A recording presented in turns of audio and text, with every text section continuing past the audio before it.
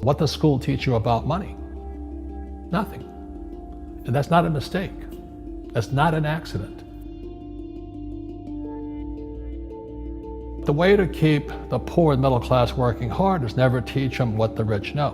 What the rich teach their kids about money, the poor and middle class do not. If you read Rich Dad, Poor Dad, Rich Dad's lesson number 1, the rich don't work for money. Don't you touch that stuff. If I pay you, you think like an employee.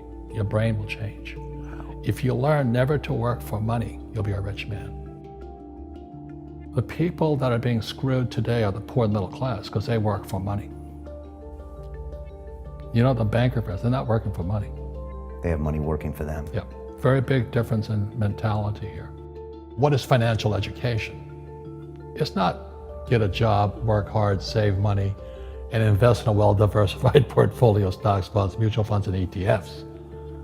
That's not it. The financial industry is 2 things, debt and taxes.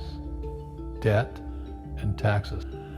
And we still tell kids to go to school, get a job, work hard, save money, and get out of debt. Now, who tells them to do that? That's the most ridiculous thing there is. The book starts and it says, lie number 1, saving money will make you rich. Yeah, it never will. You know that. We're all taught that as kids. Yeah, because they can print it. Why would you save it and why would you work for it if they can print it faster than you can work for it? And number 2 is they keep dropping the interest rates on it. You know, Japan still has zero interest rate policy. And the Japanese are the biggest savers in the world. And I'm Japanese, I'm 4th generation. They're not too bright. Right. Why do you keep saving when they're printing it? You know, when I'm in Japan, and that's what I mean by fear. They're so afraid because the Japanese, good culture, but they do as they're told. Right. It's very conformist. Very conformist, very conformist. So they just do as they're told, and then they just save money, and their government, this guy Abenomics, is just printing trillions of it and buying ETFs with it, and they don't know what to do. They're afraid they might make a mistake. They're good little students in school. Go to school, get a job, don't make mistakes. So what happens to the average person in a financial crash, they don't know what to do. And right now, as you know, for the middle class of the world, we're in a crash.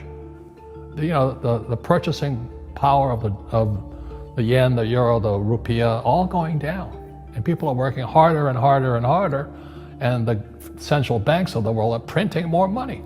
And so if someone's listening to us that's stuck in that poor middle class trap and they hear it's their fear that ultimately is keeping them from that, that's a hard thing to hear, Robert. But you're going to give them the information about what they can do if they can get out of that fear. Well, every time I do a lot of speaking to the masses out there, Lehman doesn't invite me in because we're gone, but they go, well, what, it's so risky. What you're saying is risky. And I said, what I do isn't risky for me, but it's risky for you. And when somebody says, what is risk? You have to look in the mirror. Do you know what I mean? For me to fly in Vietnam, that was high risk. But the higher the risk, the more you have to study.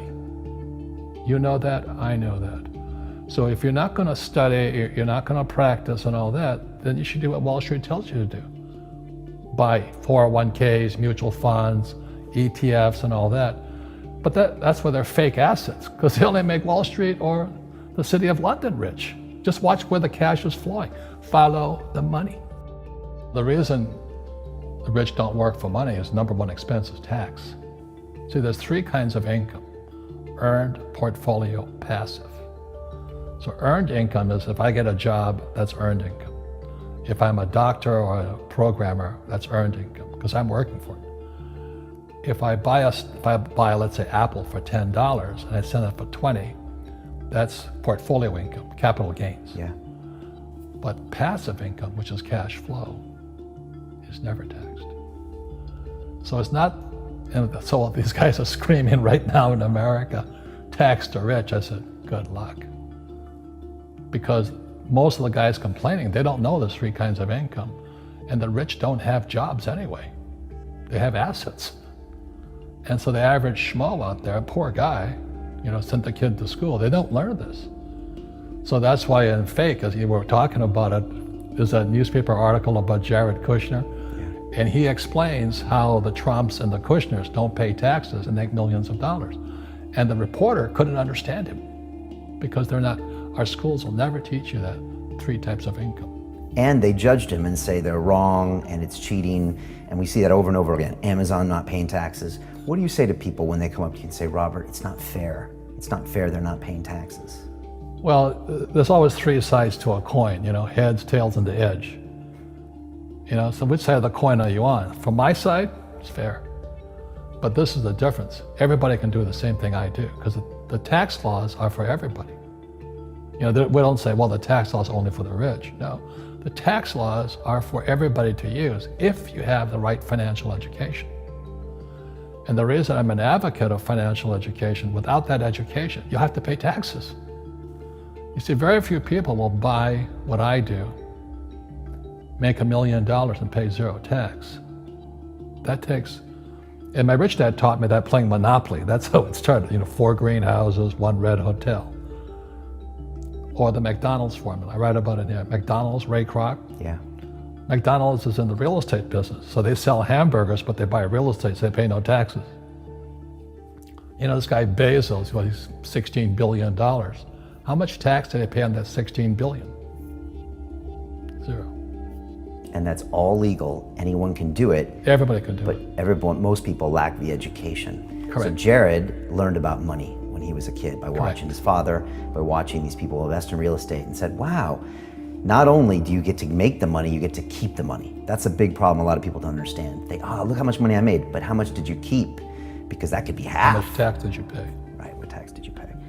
And so you always say, this is the law. The law is true for every citizen. You can do it, but most people just don't do it. Sometimes, like you said, they don't have the education, but you need to have a plan if you're gonna go do risky things.